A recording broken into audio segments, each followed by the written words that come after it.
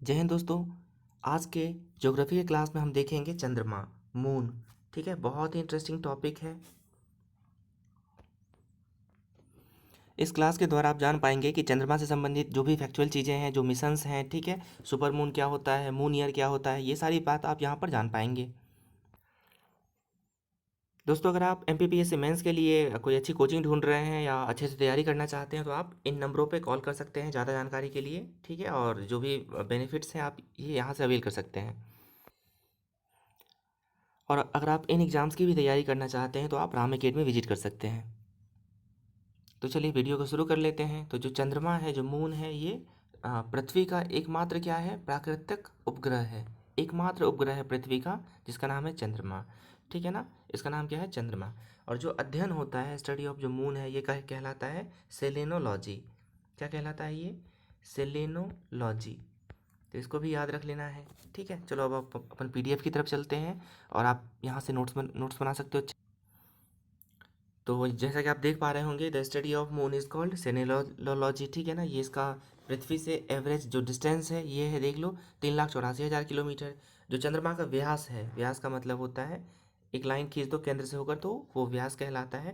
तो इसका जो व्यास है ये कितना है, ये 3478 किलोमीटर है। ठीक है, उसके बाद जो चंद्रमा पे ग्रेविटेशनल फोर्स है वो क्या है, बहुत ही क्या है, कम है। पृथ्वी के कंपैरिजन में 1/6 है, 1/6 है। ठीक है, मतलब वहाँ पे कोई भी चीज़ है वो बहुत ज़्यादा हल्की होगी। ठीक है, आपने फ़ोटो भी देखी होगी कि जो भी एस्ट्रोनॉट्स वगैरह वहाँ जाते हैं, अंतरिक्ष में जाते हैं। ठीक है, तो वो स्पेसशिप के अंदर क्या करते हैं, अपने साथी को उंगली पे उठा के फ़ोटो वोटो डालते रहते हैं। ठीक है, तो इस तरह की चीज़ें वहाँ पर देखी जाती है। तो ऐसा क्यों होता है, क्योंकि वहाँ का गुरुत्वाकर्षण बल बहुत ही कम है कंपेयर टू अर्थ। ठीक है, अब यहाँ देख लो अब इसका गुरुत्वाकर्षण फोर्स इतना कम है तो क्या यहाँ पर एटमॉस्फेयर होगा। देखो क्या होता है, जैसे पृथ्वी है, पृथ्वी के लेयर्स होते हैं इतने सारे। ये क्यों होता है, क्योंकि ग्रेविटेशनल फोर्स इसको अपने से बांधे रखती है, अपने से अपनी ओर आकर्षित करती है। लेकिन चंद्रमा के पास ऐसा नहीं है। ठीक है, इसलिए यहाँ पे एटमॉस्फेयर भी नहीं है, वायुमंडल नहीं है। इसके अलावा यहाँ देख लो, चंद्रमा पर दिन और रात के तापमान में बहुत ज़्यादा अंतर होता है, बहुत ज़्यादा अंतर होता है। ठीक है, तो देखो दिन का जो टेम्परेचर होता है यहाँ का लगभग 100 डिग्री के आसपास होता है, और जो रात का टेम्परेचर होता है वो कितना होता है, -180 डिग्री। ठीक है, तो आप कह सकते हो कि लगभग 280 डिग्री सेल्सियस का क्या होता है, डिफरेंस होता है दिन और रात के टेम्परेचर में। ठीक है, अब जो चंद्रमा का प्रकाश है पृथ्वी तक पहुँचने में कितना समय लगाता है, ये लगाता है 3 सेकेंड, मतलब 1.3 सेकेंड। ठीक है ना, 1 सेकेंड और मतलब 1.3 सेकेंड। तो 1.3 सेकेंड में ये पृथ्वी तक इसका प्रकाश पहुंचता है। एक और बात, क्या चंद्रमा के पास खुद का प्रकाश है या नहीं है। ठीक है, तो इनके पास खुद का प्रकाश नहीं है। ठीक है, ये सूरज के प्रकाश से प्रकाशित होता है, ये सूरज के प्रकाश से प्रकाशित होता है। अब बात करते हैं इनके चक्कर लगाने की। तो जो चंद्रमा है ये पृथ्वी के चारों ओर, ठीक है, कितने समय में एक चक्कर पूरा करती है, तो 27 दिन 7 घंटे और 43 मिनट। ठीक है, 43 मिनट, 27 दिन 7 घंटे 43 मिनट और एग्जैक्टली 15 सेकेंड भी है, इसमें एक चक्कर लगाता है। ठीक है, और अपने एक्सिस पे भी इतने ही समय में ये रोटेट कर लेता है। ठीक है, देखो चक्कर लगाना अलग बात है, जैसे कि ये चक्कर लगा रहा है, और रोटेट करना मतलब मान लो ये यहाँ है तो ये ऐसे ऐसे खुद ही के एक्सिस पे घूम रहा है। तो दोनों काल, इसका परिक्रमण काल और रोटेशन दोनों ही इक्वल है लगभग। ठीक है, अब देखो जो चंद्रमा है उसका 57 से 59%, ठीक है, 57 से 59% भाग ही दिखाई देता है पृथ्वी से। हम लोग जो पार्ट देख पाते हैं वो फुल मून नहीं है। ठीक है ना, वो 57 से 59% भाग ही है। अब बात करें चंद्रमा पे जो मिशन गया था सबसे पहली बात। ठीक है, तो वो जो यान था, उस यान का नाम था अपोलो। नाम क्या था उसका, अपोलो। ठीक है ना, अपोलो 11 नाम था।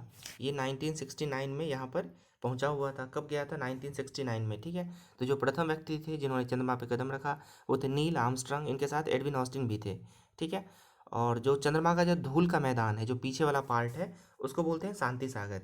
क्या बोलते हैं उसको, शांति सागर। जो धूल का मैदान है वहाँ पर, उसको कहा जाता है सी ऑफ ट्रैंक्विलिटी, शांति सागर। ठीक है, और ये लोग कहाँ गए थे, यहीं पर लैंड करे थे।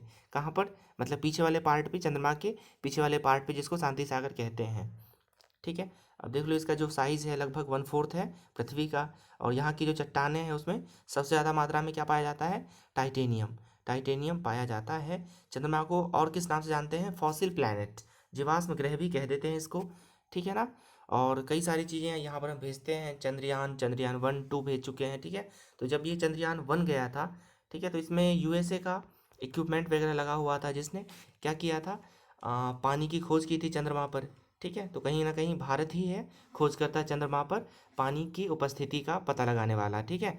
तो सबसे पहले इंडिया ने ये काम किया था। हालांकि अमेरिका क्लेम करते रहता है कि हमने किया है। इसका लॉजिक ये है कि ये जो मशीन था, जो मतलब जो भी डिटेक्टर था, वाटर डिटेक्टर, वो था मेड इन यूएसए, और उन्होंने इंस्टॉल किया था चंद्रयान पर। लेकिन जो चंद्रयान मिशन था वो भारत का था। दोस्तों अब हम एक कॉन्सेप्ट की ओर बात करते हैं, ठीक है।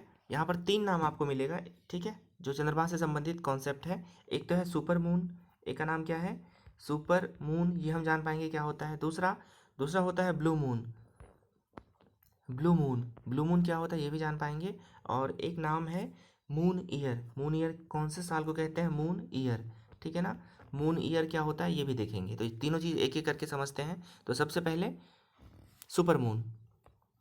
तो सुपर मून क्या होता है? अब देखो, जो पार्ट हम चंद्रमा का देखते हैं, ठीक है। अब इसको ऐसे समझो, मान लो ये है अर्थ, ठीक है, और ये है इसका ऑर्बिट चंद्रमा का। तो चंद्रमा जब यहाँ है तो दूर है, ठीक है, यहाँ है तो सबसे पास में है।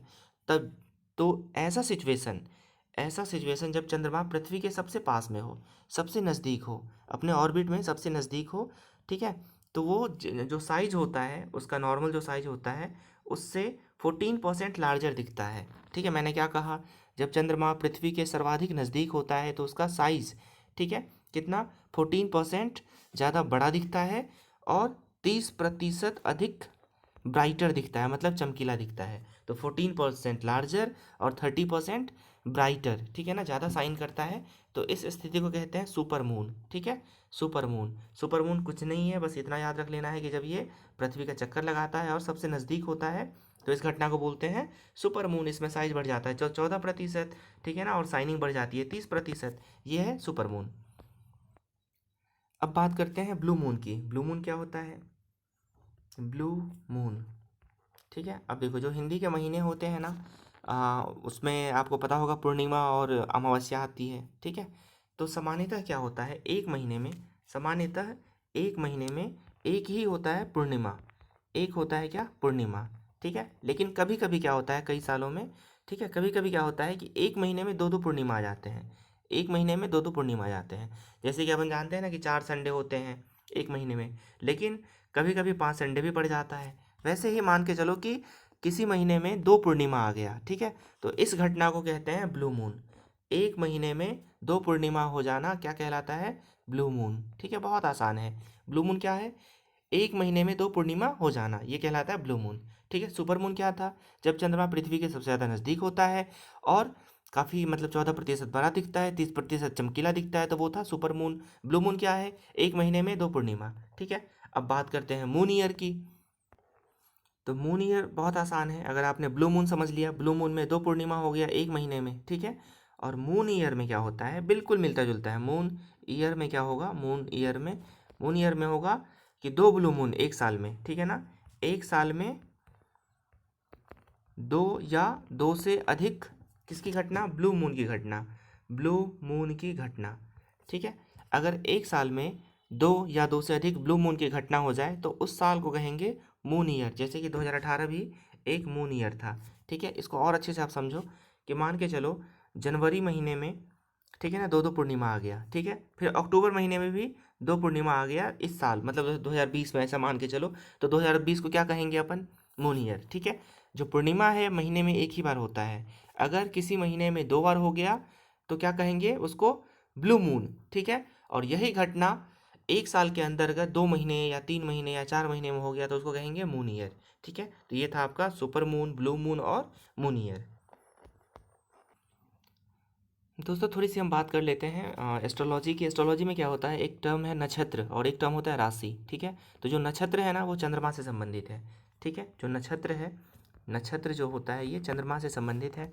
अब देखो, मैंने आपको बताया था चंद्रमा जो है पृथ्वी की परिक्रमा लगभग 27 दिन, है ना, कुछ घंटे में करता है। तो नक्षत्र कितने होते हैं? 27 होते हैं। तो क्लियर है ये किससे संबंधित है? चंद्रमा के परिक्रमण काल से संबंधित है। ठीक है, तो ये नक्षत्रों के नाम है, आप देख सकते हो, अश्वनी, भरणी, कृत्तिका, रोहिणी, मृगशिरा, आद्रा, पुनर्विशा, ये सब क्या है? नक्षत्रों के नाम है। और ये किससे संबंधित है? ये चंद्रमा जब पृथ्वी का चक्कर लगाता है उससे संबंधित है। ठीक है, अब मान लो चंद्रमा यहाँ पर है, ठीक है, कहाँ पे? मान के चलो रोहिणी के पास है, यहाँ पर किसी बच्चे का जन्म होता है तो हम कह सकते हैं कि वो रोहिणी नक्षत्र में जन्म लिया है। ठीक है, ऐसे ही 12 होती हैं क्या? राशियाँ। 12 क्या होती हैं? राशियाँ। ठीक है,